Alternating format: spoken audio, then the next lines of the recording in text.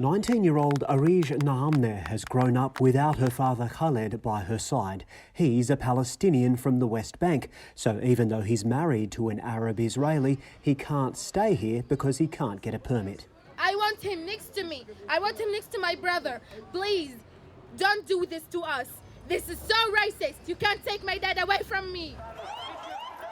In the early 2000s, a string of Palestinian terrorist attacks targeted Israeli civilians. This suicide bombing in Jerusalem killed 17 people. While Israel responded with deadly airstrikes, its politicians decided that wasn't enough. In 2003, a law was passed blocking Palestinians from getting citizenship via their husbands or wives. It was meant to be temporary, but it's been renewed every year since, affecting tens of thousands of families. I don't know if there's such a similar racist law anywhere in the world. Israel has a law that prevents Palestinian families from being united together. Some Palestinians who are allowed to live with their spouses have to renew their permits every year, and they don't have the same rights as citizens. Lana, my wife, cannot drive. She has driving license. She is not allowed to drive.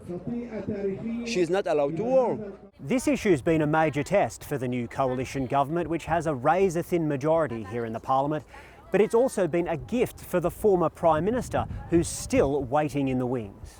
Benjamin Netanyahu's exposed divisions in the coalition government, which includes right-wing, left-wing and Arab politicians. He's demanded permanent curbs on Palestinian citizenship.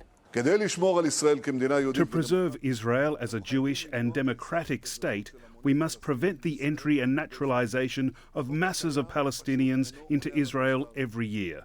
The existing law simply does not meet this requirement. To keep its own members on side, the government's now proposing a shorter 6-month extension to the citizenship ban, and it's vowing that Palestinians who are already in Israel will get more rights. But that's unlikely to satisfy thousands of other families who say they've been torn apart. Nick Dole, ABC News, Jerusalem.